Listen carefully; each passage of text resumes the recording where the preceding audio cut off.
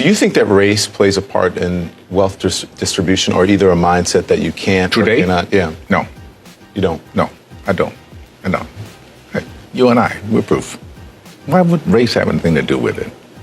Put your mind to what you want to do and go for that. It's kind of like religion to me.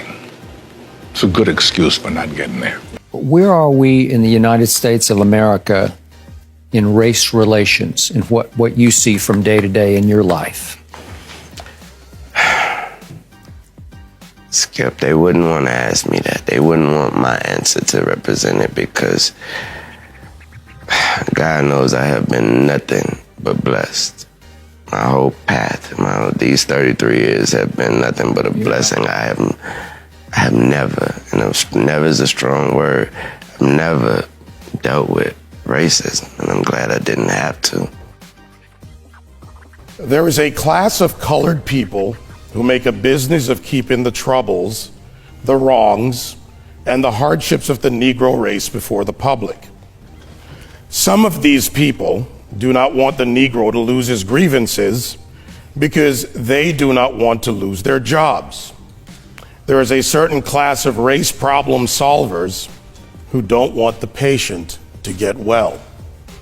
That was said by Booker T. Washington. How are we going to get rid of racism until... Stop talking about it. I'm going to stop calling you a white man. Yeah. And I'm going to ask you to stop calling me a black man. You know, it's frustrating to me that people take race and they make it personal. You know what I mean?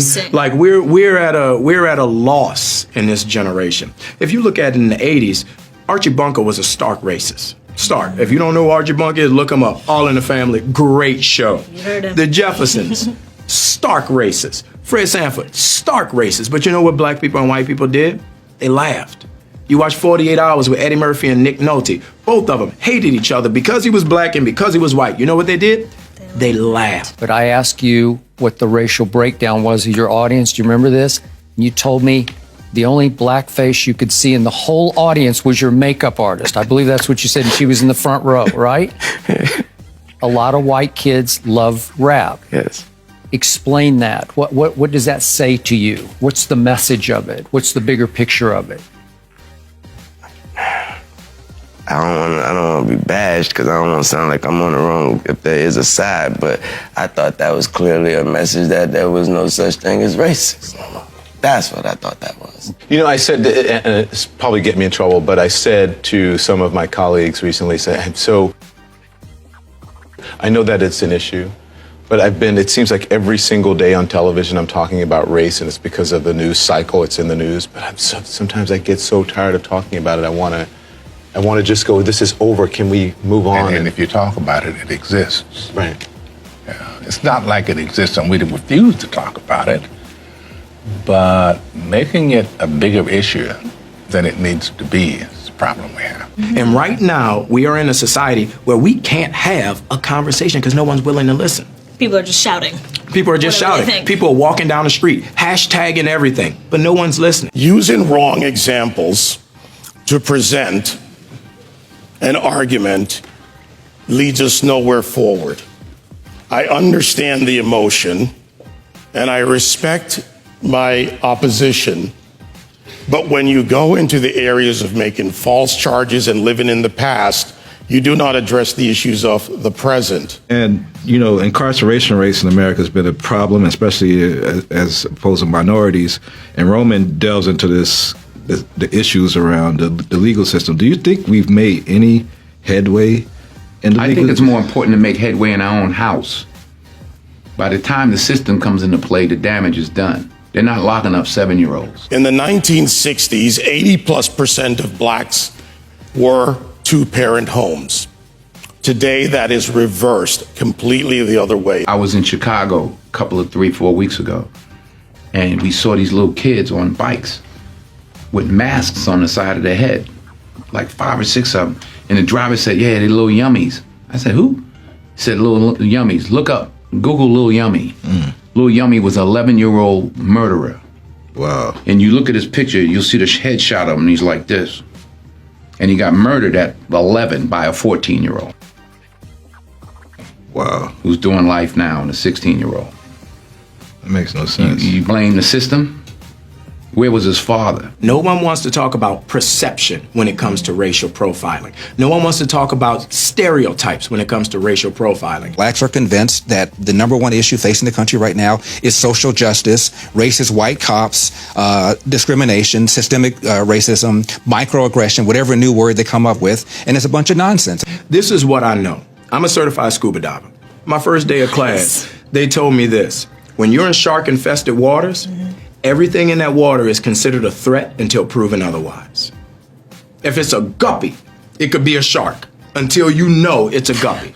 And I think as black men, we need to realize we're in shark-infested waters. And if we don't sit our young men down and we don't talk to them about perception, if we don't talk to them about stereotypes, we're doing them a huge disservice. It starts in the house. It starts in the home. And yeah, well, my father got locked up. Well, where was his father? Yeah. You know, like I did talk about my 3 closest friends, and they did, 15 and 25. One did 28, this and that.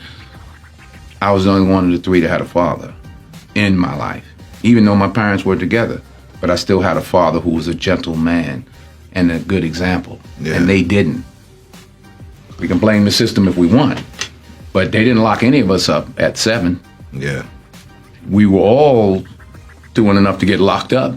At 13, my parents sent me in another direction. They didn't have anybody to help them, and they kept doing what they was doing, and the system got them. So I don't. The system is rigged, but why? All the more reason not to help it. The number one problem domestically facing this country is a breakdown of the family. And President Obama said it. I didn't. A black kid, or kid, not just a black kid, a kid raised without a dad is 5 times more likely to be poor and commit crimes, 9 times more likely to drop out of school, and 20 times more likely to end up in jail. So you're far more likely to end up in jail without having a dad than you are because of a white racist cop. Prime example, I got pulled over by the police, come over to my window, flash his light in my face, hand on my pistol. I can handle that 2 ways.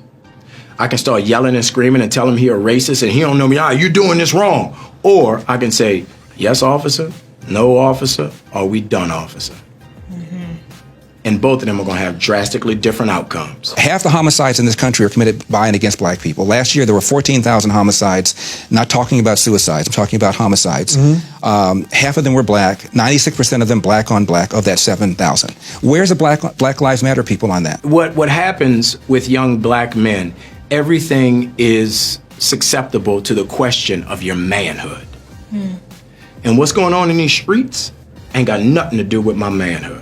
Interesting. If I'm gonna fight a police, I'm gonna fight him in a controlled environment, a court of law. I'm not gonna fight him on the streets. In Baltimore, where Freddie Gray was killed, Freddie Gray died in a van, I shouldn't say was killed, died in a van. Yeah. You have a city that's 45% black. City council is 100% Democrat. The majority of city council is black. The top cop at the time was black. The number 2 cop was black. The majority of the command staff is black. The mayor is black. The AG is black. And yet here we are talking about racism. I mean, it's absurd. All cops aren't bad cops. 99% of cops are really good dudes and women. I've 99% of the people I've met that are cops are dope. I have a lot of friends that are cops. But that 1%, that's the problem. And you want to give yourself every opportunity not to end up a statistic. 965 people were shot by cops last year and killed. 4% of them were white cops shooting unarmed blacks. In Chicago in 2011, 21 people were shot and killed by cops. In 2015, there were 7.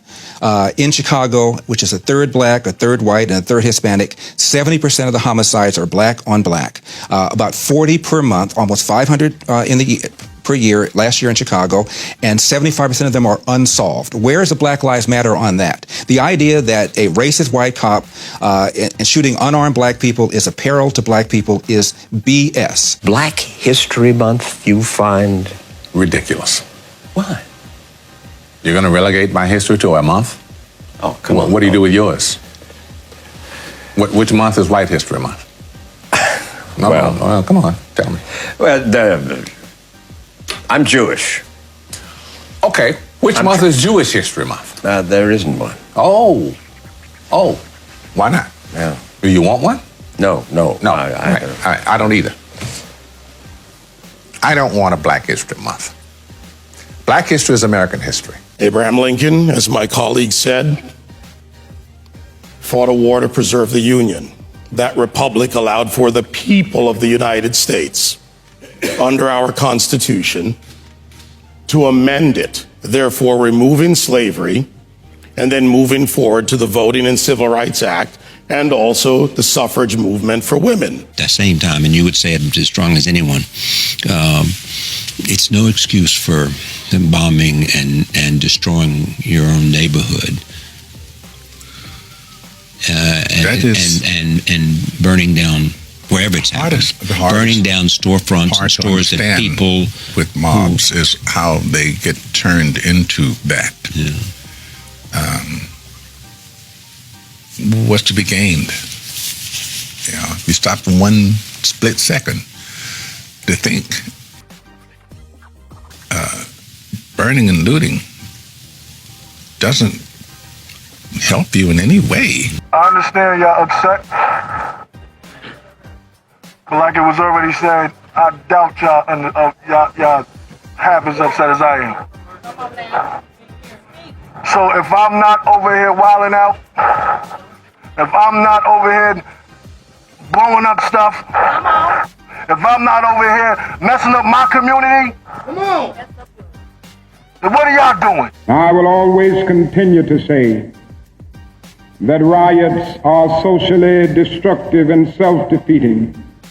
I'm still convinced that non-violence is the most potent weapon available to oppress people in their struggle for freedom and justice. I feel that violence will only create more social problems than they will solve. Let's switch it up, y'all. Let's switch it up. Amen. Do this peacefully, please. My brother moved here from Houston, and I used to talk to him on the phone. He loved it here. He started driving truck. He was good. So I highly doubt. No, I don't know. I know he would not want y'all to be doing this. So I will continue to condemn riots and continue to say to my brothers and sisters that this is not the way. Continue to affirm that there is another way.